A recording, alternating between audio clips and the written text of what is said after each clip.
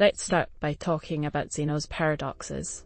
Who is Zeno and what can his ideas tell us? Was he just a thinker from the past, or do his ideas still make us think about the world today? Zeno is interesting because his paradoxes make us think again about what we know. It's like hearing a new sound in music that wasn't there before. How do Zeno's ideas make us question what we think is logical? Good point, Guy. Zeno's paradoxes, like the one with Achilles and the tortoise, show that our gut feelings aren't always right. It's like trying to measure a twisted shore where every curve changes what we know. Do these paradoxes show us secret parts of how we see things? Yes, Ryan. I see how Zeno's ideas connect to infinity. They remind me of new tech-like computers where endlessly tap in unlimited systems. Are Zeno's paradoxes early clues to modern science? Those are great links, guys. It seems Zeno's paradoxes connect old thinking with new ideas and invite us to look deeper into the universe. What might this ongoing talk through different times say about our own search for truth? Let's talk about the Achilles and the tortoise paradox. In this story, Achilles races a tortoise. The tortoise starts ahead. Even though Achilles runs faster, he can't catch the tortoise. He has to reach where the tortoise started, but the tortoise moves ahead. What does this tell us about moving, infinity, and winning races? When I first heard about this paradox, I thought it was funny. It tricks us. It's like trying to catch your shadow. You get closer but never catch it. Maybe Zeno wanted to show us we don't fully understand time and space. Exactly, Guy. It's interesting how you can divide space infinitely. Think about crossing a room by cutting the distance in half each time. You never get there. It feels like an illusion, but it shows infinity in real terms. Do we feel this way about slow progress, like the end is always out of reach? I wonder if this paradox also talks about being persistent. Achilles keeps running even though he can't catch up quickly. It's like our challenges today, where progress is slow and steady, not fast. Did Zeno think progress needs patience? That's an interesting idea, Sonia. This paradox might show that the journey is important, not just the end. Even if the goal seems far, each step counts. How does this inspire us in life and work, where the journey itself is valuable? I agree. Zeno's paradox makes us think about our hopes and challenges. It pushes us to see the endless possibilities. How does this affect how we set our goals and see success today? Yes, maybe the real goal is to value the movement itself. Does this paradox help us appreciate the beauty of small steps and make us rethink what it means to win? Let's talk about another interesting idea from Zeno, the arrow paradox. Zeno says that an arrow in flight is not moving at any single moment. How does this idea make us think differently about movement and stillness? The arrow paradox is interesting because it goes against what we normally think. We see motion as smooth and flowing. But Zeno says if time has moments, and in each moment the arrow is still, how is it moving? This changes how we think about motion.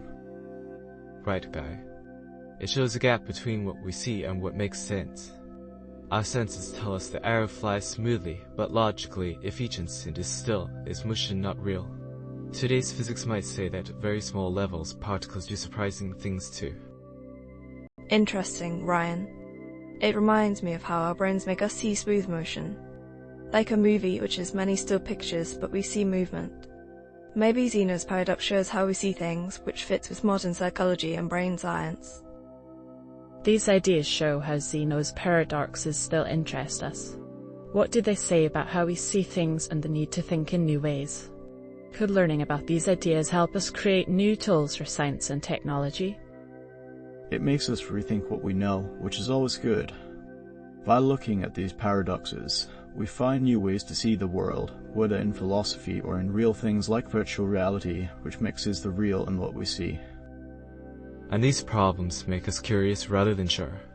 They remind us that as we learn more questions come up. Isn't discovery about always changing how we think and use old ideas? Absolutely. It opens new areas to explore, and we see that answers aren't always simple. The arrow paradox, like other ideas from Zeno, makes us join what we know with creative thinking. Maybe that's how we find new understandings. We're finding some really interesting ideas here about Zeno's paradoxes. In this second to last part, let's bring our thoughts together and think about what these paradoxes mean for us today. How can they help us understand reality, math, or even our daily life better? When I think about Zeno's work, it makes me question certainty. We live in a world where we're expected to have quick answers and clear solutions. But his paradoxes remind us that deeper thinking often shows us things we didn't notice before. They are like life puzzles we carry, challenging, but they make us grow. Yes, Guy. The paradoxes make us look at things in a new way, whether it's in science or in how patient we are in life. Like those goals that need time and patience. By going forward step by step towards a goal, maybe the real success is the journey itself. That's a good point, Ryan. I also see connections with modern computing and AI. Think about how problems are solved step by step. It's like tackling an endless set of steps. Zeno's ideas still matter today, reminding us to appreciate both the process and the progress. Maybe that's also a metaphor for personal growth. I like where you're all going with this.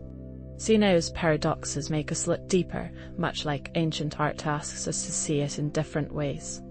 They open a conversation through time, encouraging both careful thinking and enjoying the mystery.